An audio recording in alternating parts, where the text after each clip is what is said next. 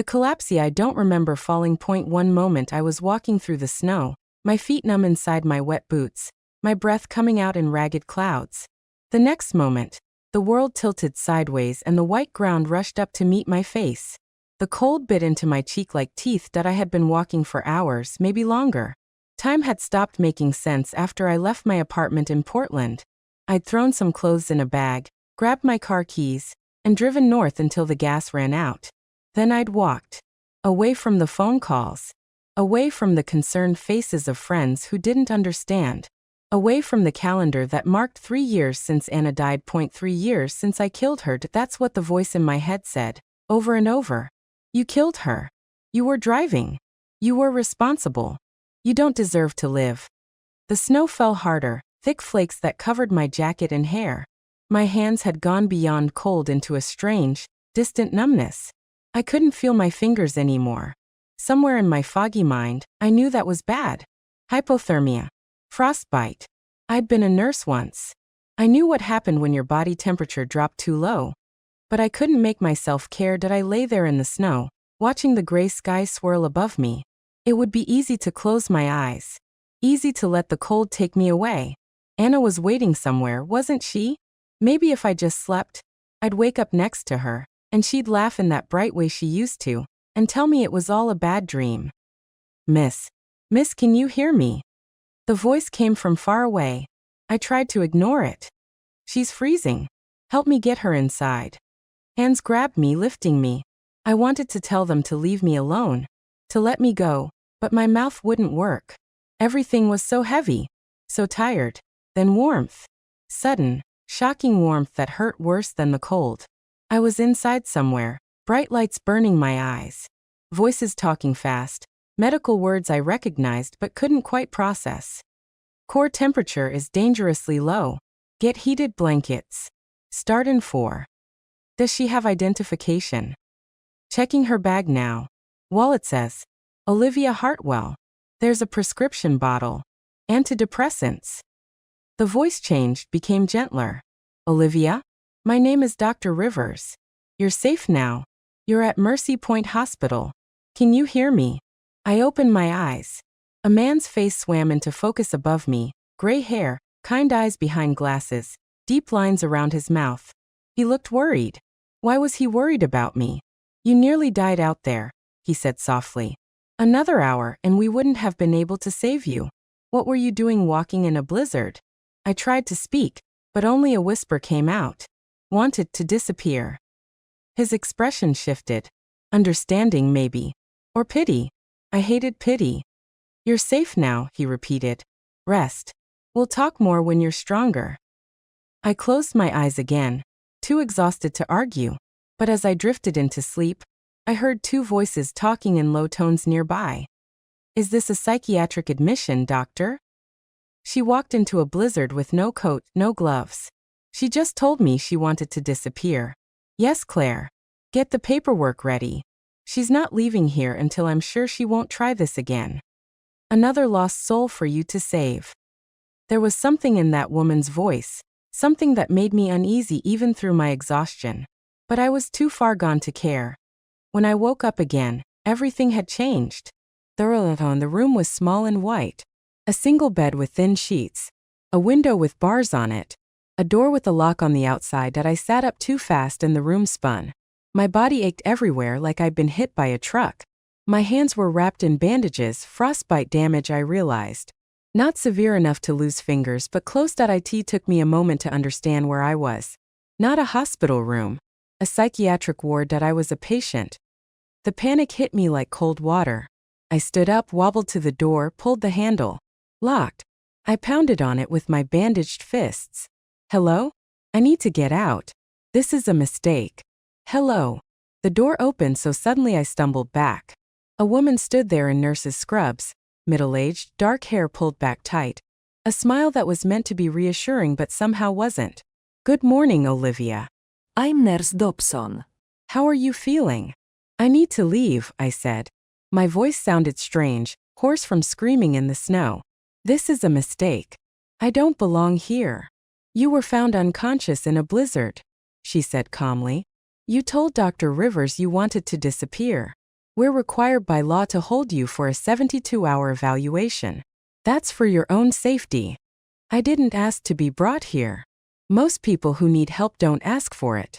Her smile didn't change. Dr. Rivers will see you this afternoon. In the meantime, you should eat something. You haven't had food in over 24 hours. She gestured down the hallway. The dining room is this way. You'll meet the other patients. I think you'll find we're all one family here at Mercy Point. I didn't want to meet other patients. I didn't want to be here at all. But my stomach was a hollow pit and my legs were shaking, and I knew I needed food even if I didn't want it. The hallway was long and dim, lit by old fluorescent lights that buzzed softly.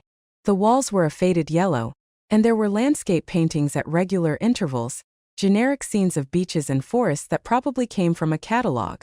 The floor was linoleum that squeaked under my paper hospital slippers. We passed other rooms.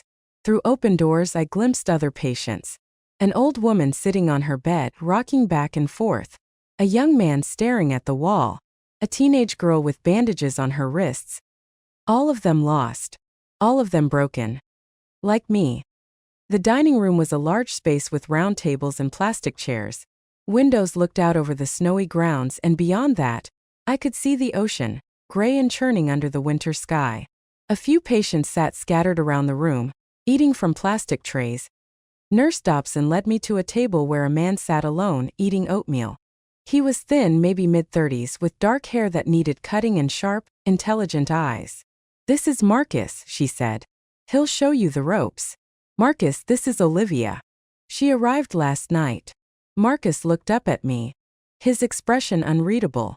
Then he nodded at the empty chair across from him. "Sit," he said. "The food's terrible, but you get used to it." Nurse Dobson brought me a tray, oatmeal, toast, orange juice, and left us alone. I sat down, not knowing what else to do. Marcus watched me for a long moment, then leaned forward slightly. His voice dropped to barely above a whisper. "How did you get here?" "I collapsed in the snow. They brought me in." "Did you come here voluntarily?" I shook my head. "They said it's a 72-hour hold." Something flickered in his eyes. Concern maybe. Or recognition. "Then you need to be careful," he said quietly. "Very careful." "What do you mean?" He glanced around the room, checking if anyone was listening. The other patients seemed lost in their own worlds, and I didn't see any staff nearby. "How long have you been here?" I asked. 6 months. My blood went cold. "But you said 72 hours. That's what they tell everyone." His jaw tightened. "The truth is, once you're in here, it's not easy to get out. Dr. Rivers decides when you're ready to leave. And he's very good at finding reasons to keep people longer." I felt the panic rising again in my chest. "That's not legal. They can't just hold people. Can't they?" Marcus interrupted. "You tried to kill yourself, Olivia. That's what they'll say. You're a danger to yourself. You need treatment. Who's going to argue with that? Who's going to believe you when you say you're fine?" He was right. I knew he was right. I'd seen it before during my time as a nurse. Psychiatric holds that extended. Patients who insisted they were fine but whose doctors disagreed. The system giving more weight to medical professionals than to the patients themselves. "Why are you still here?" I asked. "Why haven't you fought it?" "I have." His voice was bitter. "My family had me committed. They said I was having delusions. They said I needed help. The truth is, they wanted control of my father's company while I was locked up. I've been fighting for 6 months, and every time I get close to a release date, Rivers finds a new reason to extend my stay." I looked at him, trying to decide if I should believe him. He looked sane. He sounded sane. But then again, weren't all psychiatric patients convinced they were the only sane ones? "I know what you're thinking," Marcus said, reading my expression. "You're wondering if I'm paranoid. If maybe I really am sick and just don't see it. That's what they want you to think. But Olivia, I'm telling you, something's not right here. This place, it's not about helping people get better. It's about keeping them." Before I could respond, Nurse Dobson appeared at our table. "Olivia, Dr. Rivers is ready to see you now." I stood up, my legs unsteady. Marcus caught my eye one more time. "Remember what I said," he murmured. Be careful. Dr. Rivers' office was different from the rest of the building. While the patient areas felt cold and institutional, his office was warm, dark wood furniture, soft lighting, actual paintings instead of prints. There was a leather couch where I assumed patients sat, and a desk where Dr. Rivers stood, pouring tea from a ceramic pot. Please sit, he said, gesturing to the couch. Would you like some tea? It's chamomile. Very calming. I don't need calming, I said, but I sat down anyway. My body was still weak, still recovering from the hypothermia. I need to leave. Dr. Rivers smiled gently and sat in the chair across from me, holding his own cup of tea. Let's talk first. Tell me about yourself, Olivia. You were a nurse. I saw from your credentials in your wallet. Were, I echoed. Past tense. What happened? I didn't want to talk about it. But he waited with that patient, understanding expression. And somehow the words came out anyway. My sister died 3 years ago. Car accident. I was driving. My throat tightened. I stopped working after that. Couldn't focus. Couldn't care about anything. Everyone said I should see someone, talk to someone, take medication. I tried. Nothing helped. Because you don't believe you deserve to be helped, Dr. Rivers said quietly. That I looked up at him, startled. You think you should suffer, he continued. You think it's your punishment for what happened. That's why you walked into that blizzard. Not because you wanted to die exactly, but because you wanted to stop feeling guilty. Tears burned my eyes. I blinked them back hard. What happened to your sister was an accident, Dr. Rivers said. You know that logically. But knowing it and believing it are different things. That's what we're going to work on here, Olivia. I'm going to help you believe it. I don't want your help. I know. Most people in pain don't. They hold on to their guilt like a life preserver, not realizing it's actually an anchor dragging them down. He leaned forward. But here's what I promise you. I won't give up on you. Even if you give up on yourself. There was something intense in his eyes, something that made me uncomfortable. Like I was more than just a patient to him. Like I was a project. I want to leave, I said again. 72 hours. That's what Nurse Dobson said. If I believe you're stable, yes. But Olivia, you tried to kill yourself. You understand I can't release you until I'm certain you won't try again. I won't. Can you really promise that? Right now, honestly, if I let you walk out that door, would you want to live? The question hung in the air between us. I wanted to lie. I wanted to say yes, of course, I want to live. But the truth was harder and darker. I don't know, I whispered. Doctor. Rivers nodded slowly. Then we have work to do. But that's okay. We have time. That night, I lay in my small white room, staring at the ceiling. Sleep wouldn't come. My mind kept turning over everything. Marcus's warnings, Dr. Rivers's intensity, the locked door, the bars on the window. Somewhere in the building, I heard a scream. High and desperate. Then silence. That I got up and pressed my face to the door's small window. The hallway was empty, lit only by the dim emergency lights. No nurses running. No one investigating the scream. Maybe I'd imagined it, or maybe no one cared. I climbed back into bed and pulled the thin blanket up to my chin. Outside my window, snow fell in the darkness, covering everything in white. Mercy Point felt like it was at the edge of the world, cut off from everything normal and safe. And I was trapped inside it. The days blurred together. Morning group therapy sessions where we sat in a circle and pretended to share. Meals in the dining room. Free time that wasn't really free because we couldn't leave. Medication handed out in little paper cups. Pills that I palmed and flushed down the toilet when no one was looking. I didn't trust what they were giving me. Marcus and I talked more. We'd sit together in the common room, playing cards or just watching the snow fall outside. He told me about his life before Mercy Point, a successful businessman, a fiancé, a future. All of it taken away when his stepmother convinced a judge he was mentally ill. She forged documents, he said one afternoon, his voice low. Medical records saying I was hearing voices. Witness statements from employees she'd bribed. By the time I figured out what was happening, I was already here. That's insane, I said. Can't you appeal? I've tried. My lawyer files motions, but Rivers keeps submitting reports saying I'm not stable enough for release. And the longer I'm here, the crazier I look. It's a perfect trap. I thought about that. About how being in a place like this could make you crazy even if you weren't when you arrived. The constant supervision, the lack of privacy. The way the staff talked to you like you were a child or an idiot. What about escape? I asked quietly. Marcus's eyes met mine. You've been thinking about it too. The doors are locked. The windows have bars. There's staff everywhere. There are blind spots, he said. Times when they're less vigilant. The supply closet near the west stairwell. The lock's broken, has been for weeks. Late at night during shift change, there's about 10 minutes when no one's watching that hallway. Where would we go? We're in the middle of nowhere. The nearest town is miles away. I have a friend, Marcus said. Someone who would help if I could just get to a phone. But they monitor all the calls here. We'd have to get out first, get to town, then call. It was crazy. The smart thing would be to wait out my evaluation, convince Dr. Rivers I was stable, get released properly. But 3 days had already passed, and Rivers showed no sign of releasing me. Instead, he'd scheduled me for another week of intensive therapy. The 72 hours had been a lie. I need to think about it, I told Marcus. He nodded. Don't think too long. The longer you're here, the harder it gets to leave. That evening, I had another session with Dr. Rivers. This time, he wanted to talk about Anna. Tell me about the accident, he said. I've told this story 100 times. Tell me again. Sometimes we need to revisit our pain to heal it. I sighed, exhausted. We were driving home from dinner. It was raining.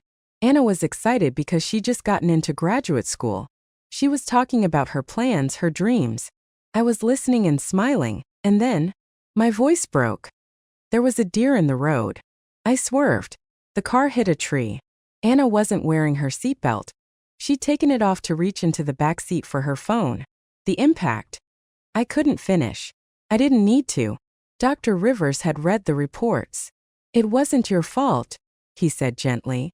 The deer, the rain, Anna taking off her seatbelt, those were all factors you couldn't control. But I was driving. And you survived. Do you think Anna would want you to suffer for that? I looked up at him, angry suddenly. Don't tell me what Anna would want. You didn't know her. You're right. But I know guilt. I know how it destroys people. His expression shifted, became more distant. I lost someone too once. A patient. I thought I could save them. I thought I knew what they needed. But I was wrong and they died. This was the first personal thing he'd shared with me. I found myself leaning forward, curious despite myself. What happened? I pushed too hard, he said quietly. I was so certain I could fix them, break through their resistance. I ignored warning signs. And one night they found a way to hurt themselves, even under supervision. After that, I lost my license, my career. I came here to start over. To do better. Is that what I am to you? I asked. A chance to redeem yourself? His eyes met mine and there was something raw in them. Maybe. But that doesn't mean I don't genuinely want to help you, Olivia. I see so much of myself in you. The guilt. The self-punishment. I know how that story ends if you don't get help. Or maybe you just need to keep me here to prove you can save someone. The words hung between us. Dr. Rivers' expression hardened slightly. Session's over, he said. We'll continue tomorrow. As I walked back to my room, I realized I'd struck a nerve. And that made me uneasy. Because Marcus was right, Dr. Rivers had his own demons. His own reasons for keeping patients here. And I wasn't sure those reasons were about helping us at all. That night I couldn't sleep again. Around 2 a.m, I heard sounds in the hallway, footsteps, whispered voices. I crept to my door and peered through the small window. Nurse Dobson was walking past with another staff member, pushing a wheelchair. Someone was in the wheelchair, slumped over, unmoving. I couldn't see their face. Where are we taking this one? The other staff member asked. Basement, Dobson said. Dr. Rivers' special project. He wants to try the new treatment protocol. Another one? Claire, I'm not comfortable with this. You're not paid to be comfortable. You're paid to follow orders. They disappeared around the corner. I stood there, my heart hammering. Basement? What treatment protocol? I thought about the scream I'd heard my first night. About Marcus's warnings. About Dr. Rivers' intensity and his need to save people. Something was very wrong here. The next morning at breakfast, I noticed the young man I'd seen staring at the wall was gone. His seat was empty. "Where's Tom?" I asked Marcus quietly. "Tom." Marcus looked at the empty seat, his expression darkening. "They took him 3 days ago. Said he was getting specialized treatment. No one's seen him since." "Where do they take people?" "I don't know. But Olivia." He leaned closer. "People who go for specialized treatment don't come back the same. When they do come back, they're quiet, compliant, like something's been taken out of them." A chill ran down my spine. "We need to get out of here. Tonight," Marcus said.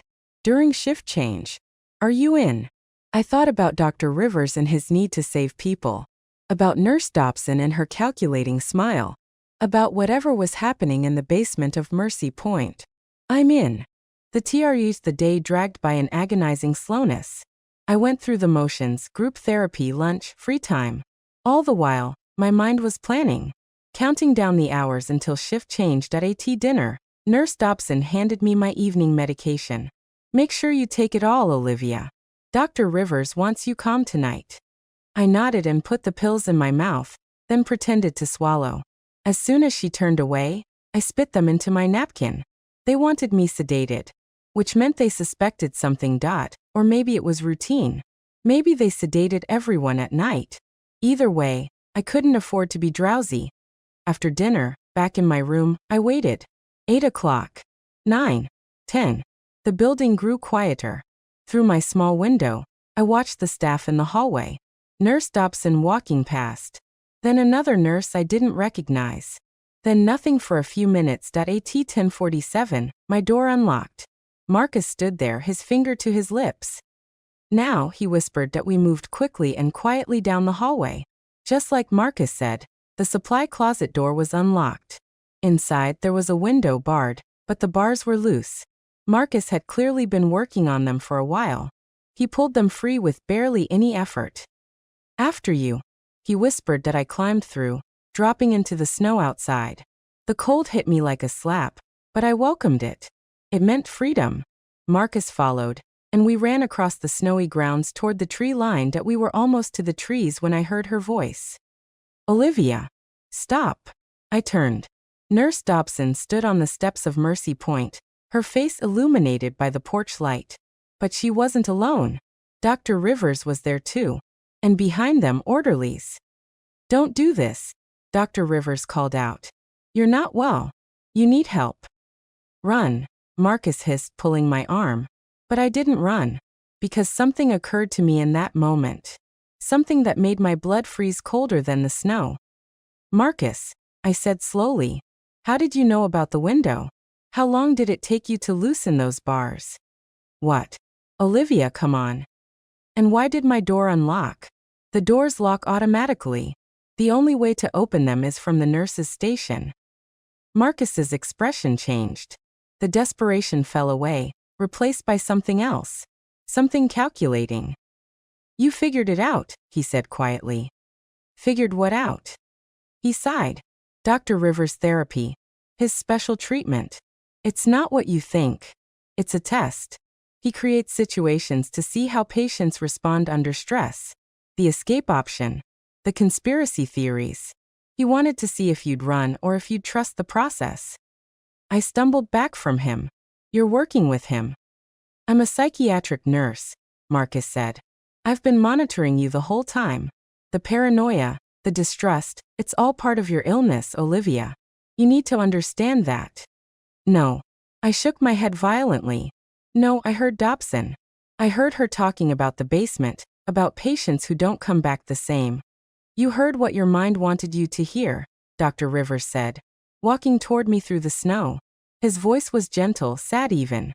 "Olivia, you've been experiencing paranoid delusions triggered by your guilt and trauma. We've been trying to help you, but you won't let us." "I'm not crazy." "No one's saying you're crazy. You're sick. There's a difference. But we can help you. Please, come back inside." I looked at Marcus, or whoever he really was. At Dr. Rivers with his kind, lying eyes. At Nurse Dobson watching from the porch. The scream. I said desperately. My first night. I heard someone scream. That was you. Dr. Rivers said softly. You had a nightmare and woke up screaming.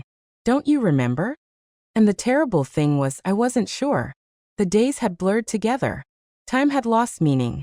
Maybe I had screamed. Maybe I had imagined the conversation in the hallway.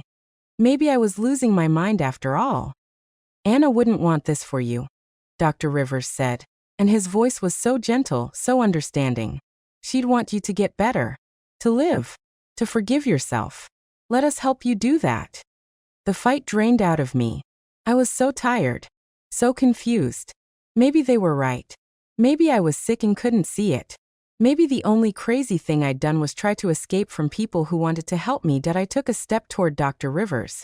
And then I saw the light. It was barely visible from where I stood, just a faint orange glow coming from one of the basement windows of Mercy Point. A window that hadn't been lit before. And in that window, for just a second, I saw a face. Pale. Frightened. Tom, the patient who had disappeared. He pressed his hands against the glass, his mouth open in a silent scream. Then the light went out. No, I whispered. Then louder. No. I turned and ran toward the trees. Behind me, I heard shouting. Footsteps pounding through the snow. But I didn't stop. I crashed through the underbrush, branches tearing at my clothes, my lungs burning with cold air. Marcus, or whoever he was, caught up to me first. He grabbed my arm, spun me around. Olivia, stop. You're making this worse.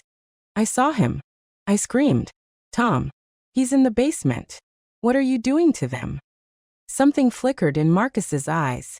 Doubt maybe, or realization that I wasn't as delusional as they'd thought. Listen to me, he said urgently, his voice dropping low. You need to trust me now. I'm not who Rivers thinks I am. What? I really am a patient, he whispered quickly. I've been here 8 months, not 6.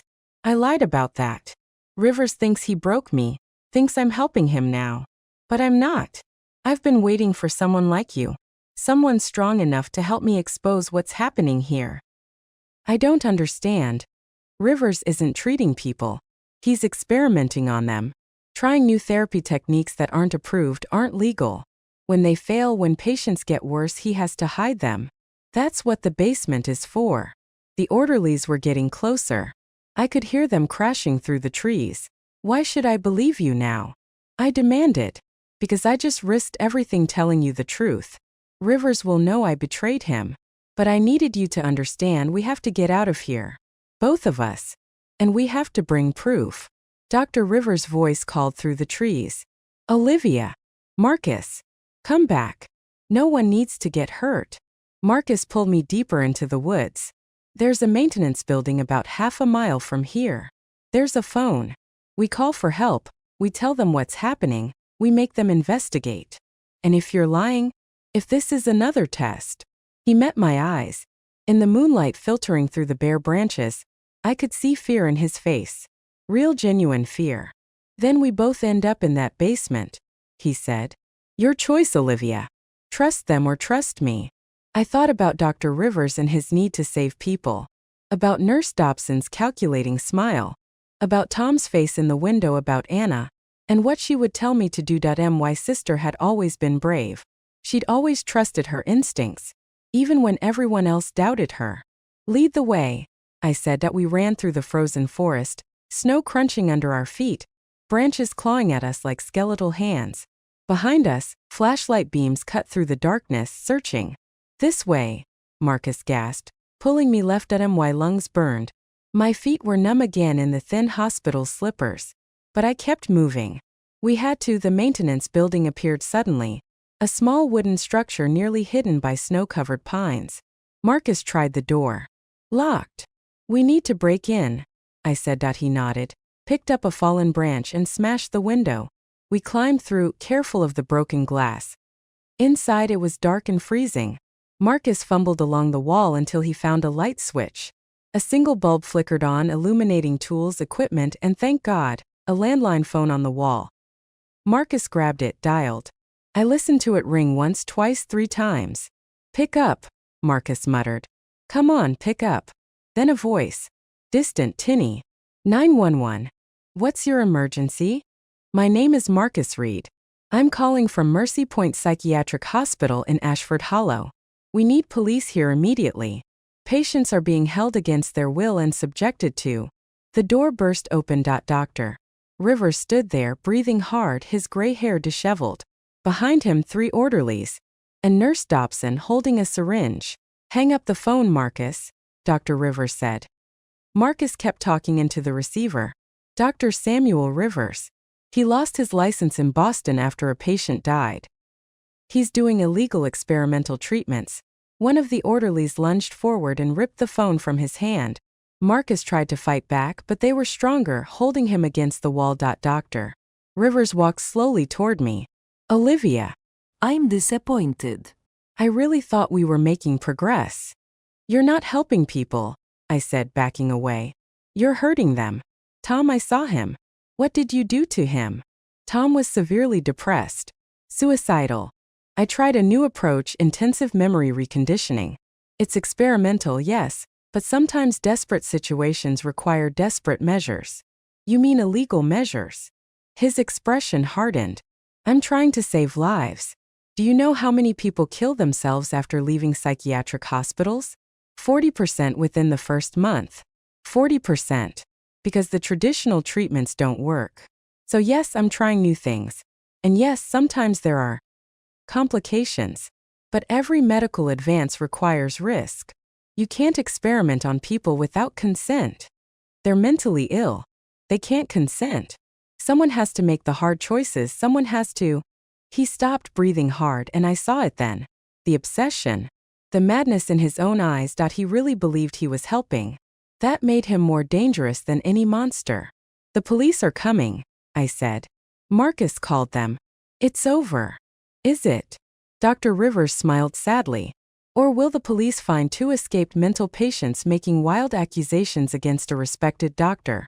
Who do you think they'll believe? Nurse Dobson stepped forward with the syringe. Let us help you, Olivia. Let us ease your pain. Don't touch me. I looked around desperately for a way out. The broken window. If I could just. Marcus suddenly wrenched free from the orderlies, shoving one of them into the others. Run! He shouted at me. I dove for the window, but Nurse Dobson was faster. She grabbed my arm, and I felt the needle pierce my skin. Cold spread through my veins. No, igaspat. No. The room tilted. My legs gave out. Someone caught me as I fell, and I looked up to see Dr. Rivers' face swimming above me. It's all right, he said softly. You'll be all right. We'll take care of you. You'll forget all about tonight. You'll forget everything that hurts. And then you'll be free. The world went dark. The AWN when I woke up, I was back in my white room. But something was different. I felt empty, hollow. Like someone had taken out all the sharp edges of my emotions and left only smoothed down nothing. The door opened. Dr. Rivers came in, smiling. Good morning, Olivia. How are you feeling? Fine, I heard myself say. My voice sounded distant. I feel fine. Excellent. The treatment worked beautifully. I knew it would. He sat down beside my bed. Do you remember last night? I tried to think. There was something running through the snow, but it felt like a dream. Not quite real. No, I said. That's good. That means we've successfully processed your trauma. You're going to start fresh, Olivia. New memories. New patterns. You won't have to carry that guilt anymore. Guilt. About your sister. But that's all gone now. Isn't that wonderful? I looked at him, at his kind smiling face, and I felt nothing. No grief. No guilt. No anger, no fear. But somewhere, deep inside, a tiny voice whispered, "This is wrong." That voice sounded like Anna. Over the next 3 days, I went through the motions. Breakfast. Therapy. Lunch. More therapy. Dinner. Pills I swallowed without question. Everyone praised how well I was doing. How much progress I'd made. You're a success story, Dr. Rivers told me. In a few more days, we can talk about releasing you. I smiled. I felt nothing. But at night when I closed my eyes, I dreamed. I dreamed of a forest, of running, of a boy named Marcus telling me the truth, of a face in a basement window. Of Anna laughing, telling me to wake up. And slowly, piece by piece, I remembered that on the fourth day, I pretended to take my pills but palmed them instead. The fog in my mind started to clear. By evening I could think more clearly. I could feel again. The anger came back first, then the fear, then the determination. At group therapy I saw Marcus. He sat quietly, his eyes blank, his expression empty. They'd done to him what they'd tried to do to me. Marcus, I whispered when I sat next to him. It's me, Olivia. Do you remember? He looked at me with vacant eyes. I'm sorry. Do I know you? My heart broke. They'd erased him. Erased everything he'd been trying to do. But they hadn't completely erased me. Not yet. That night I didn't sleep. I waited until the hallway grew quiet, until the shift changed. Then I used a bobby pin I'd stolen from Nurse Dobson's desk to pick my door lock, a skill I'd learned years ago from a troubled teenager in the ER who'd been trying to impress me. The hallway was dark. I moved quietly, checking each door. Most were locked, but one wasn't. The basement door. I descended the stairs slowly, my heart hammering. At the bottom, a hallway stretched into darkness. Doors on either side. Behind one door I heard soft crying. I tried the handle. Locked. But through the small window I could see him. Tom sat on a bed, rocking back and forth, muttering to himself. His eyes were unfocused. Broken. Tom, I whispered through the window. Tom, can you hear me? He looked up, but there was no recognition in his eyes. Whatever they'd done to him, it had shattered something fundamental. I tried another door. More patients, all in various states of deterioration. Some catatonic. Some agitated. All of them damaged by Dr. Rivers' treatments. Rage burned through me. This wasn't helping people. This was destroying them. I needed proof. Something I could show the police when they came. If they came. At the end of the hall, I found Dr. Rivers' office. The door was locked, but I managed to pick it too. Inside, files covered every surface. Patient records. Treatment protocols. Notes in his handwriting describing his experiments. I grabbed as much as I could carry, stuffing papers into my shirt. I was wondering when you'd come looking. I spun around. Dr. Rivers stood in the doorway, his expression sad. You didn't take your medication, he said. I should have watched you more carefully. You're clever, Olivia. Too clever for your own good. You're destroying people, I said. Marcus, Tom, how many others? All in the name of helping them. I'm saving them. His voice rose. They were all going to die anyway. Suicide, overdose, accidents. That's where they were headed. I gave them a chance. Yes, some of them don't respond well to treatment. But the ones who do, they get to live free of their pain. Isn't that worth the risk? You're insane. No, he said quietly. I'm desperate. After my patient died in Boston, after I lost everything, I promised myself I'd never fail again. I'd find a way to save people no matter what it took. And I have. Most of my patients here improve significantly. Because you erase their memories. You turn them into shells. I give them peace. He stepped toward me. You know what it's like, Olivia. The guilt. The pain that never stops. Don't you want it gone? Don't you want to be free? And for a moment I was tempted. Because he was right, the guilt was always there, always heavy. Life without it would be easier. But it wouldn't be life. Not really. No, I said. I want to feel everything. Even the pain. Because that's what makes us human. And Anna, my sister, she wouldn't want me to forget her. She'd want me to remember. To carry her with me. To live for both of us. Dr. Rivers' expression crumbled. For a moment he looked lost. Broken. I can't let you leave, he whispered. If you tell people, if they investigate, everything I've built here will be destroyed. And I can't fail again. It's already over, I said. Marcus called 911. The police will come. Maybe. Or maybe they'll listen to me when I explain that 2 delusional patients made false accusations. Maybe they'll believe a doctor over 2 mentally ill people. Maybe. Sirens cut through the night. Red and blue lights flashed through the basement windows. Dr. Rivers closed his eyes. I was trying to help, he said softly. I was just trying to help. The investigation took 3 months. They found 15 patients in the basement. 7 of them recovered enough to testify. Marcus was among them. Slowly, with therapy and time, his memories came back. Tom was still struggling, might always struggle, but at least he was away from Mercy Point. Dr. Rivers was arrested. During his trial, he maintained that he'd been trying to save lives, that his methods were misunderstood. The jury didn't agree. He was sentenced to 20 years. Nurse Dobson and 2 orderlies received lesser sentences for their involvement. The hospital was shut down. And me? I still feel guilty about Anna. I probably always will. But I'm learning to live with it. To carry her memory without letting it destroy me. I'm back in Portland now, living in a small apartment with a view of the harbor. I see a therapist twice a week, a good one this time, one who helps me process my grief instead of trying to erase it. Some days are harder than others. Some days I wake up and the weight of losing Anna feels unbearable. But I get up anyway. I make coffee. I go for a walk. I call my parents. I live. Because that's what Anna would want. Not for me to forget her, but to remember her while still moving forward. Last week I got a message from Marcus. He tracked me down through the trial records. He wanted to thank me for not giving up, for trusting him when it mattered most. We met for coffee. He looked healthier, more himself. He told me he was rebuilding his life, had reconnected with his fiancée, was working on getting his business back. You saved my life, he said. If you hadn't seen the truth, if you hadn't fought back, I'd still be there.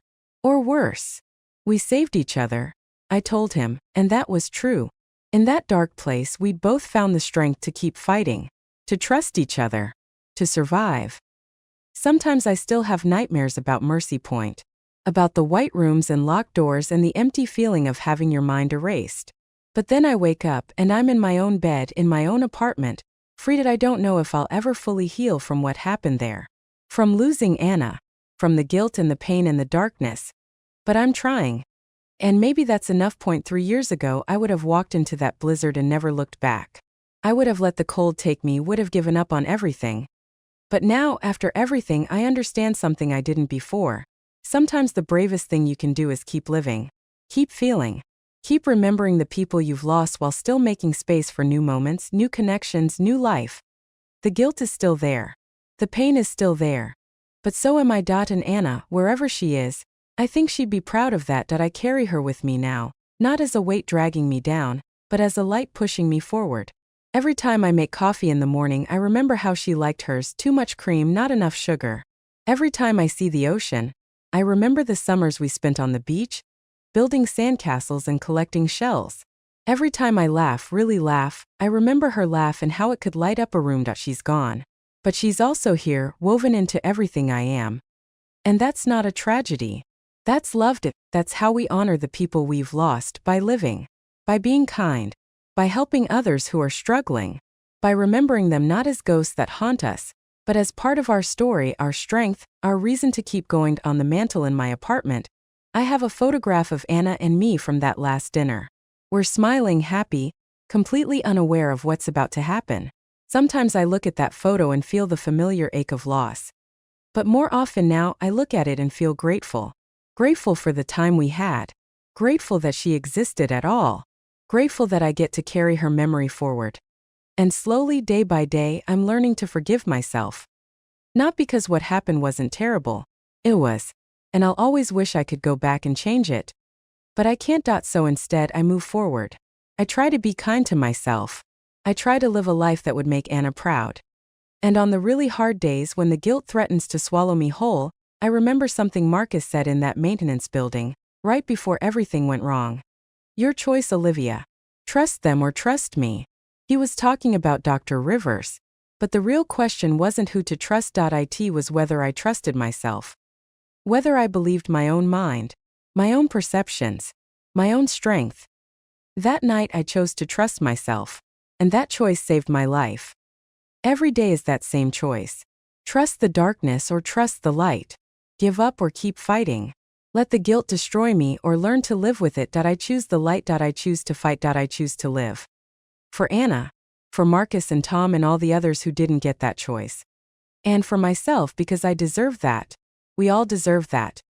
Even when we don't believe it, even when the guilt is crushing, even when the darkness feels infinite, we deserve to live. We deserve to heal. We deserve forgiveness, especially from ourselves. That's what I learned at Mercy Point.